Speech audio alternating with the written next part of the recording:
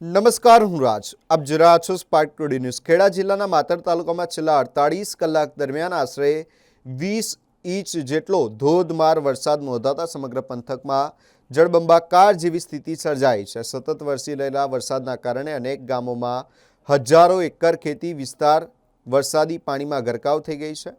ડાંગરની રોપણી પૂર્ણ થયા બાદ પડેલા અતિ ભારે વરસાદે ખેડૂતોની ચિંતામાં વધારો કર્યો છે. અનેક ખેતરોમાં 2 થી 3 ફૂટ સુધી પાણી ભરાઈ જતા ડાંગરના પાક પર સંકટના વાદળો ઘેરાયા છે. પાણી ભરાવાના કારણે પાકને નુકસાન થવાની ભીતિ વ્યક્ત કરવામાં આવી રહી છે. ખેડૂતોના જણાવ્યા મુજબ જો આગામી દિવસોમાં વરસાદી પાણીનો ઝડપથી નિકાલ નહીં થાય તો ડાંગરનો પાક નિષ્ફળ જવાની શક્યતા છે, જેના કારણે ભારે આર્થિક નુકસાન વેઠવાનો વારો આવી શકે છે. માતર પંથકના અનેક ગામોના ખેતરો સૌથી વધુ પ્રભાવિત બન્યા હોવાનું સામે આવ્યું છે. ખેડૂતો વરસાદ અટકવાની અને ખેતરોમાંથી પાણીના ઝડપી નિકાલની આશા સાથે તંત્ર તરફ મીટ માંડીને બેઠા છે. સ્થાનિક ખેડૂતો દ્વારા અસરગ્રસ્ત વિસ્તારોનું સંરક્ષણ કરી યોગ્ય સહાય અને વળતરની માંગ ઉઠાવવામાં આવી છે.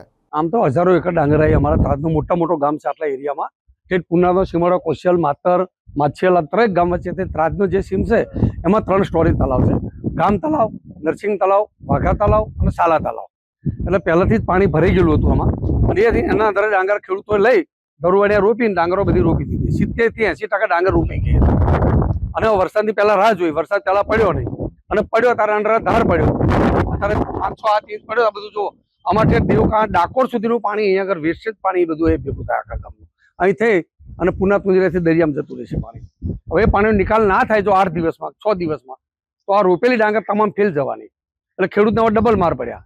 પહેલા રોપવા માટે ડીએપી, યુરિયા, ડીએપી નાખી અને ડાંગર રોપી.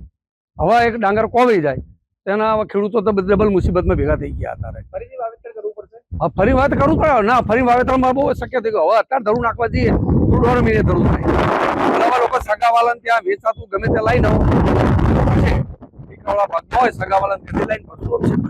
2 મહિના ખેતી અમારી ખેંચાઈ ગઈ. અત્યારે લગભગ 1200-1500 એકરમાં પાણી છે. અહીંથી કાળી ભોંય આખી, નરસિંહની કાંસ, આ દેવ કાંસ, આ બધું ટોટલ પાણીમાં ગરકાવ છે અત્યારે.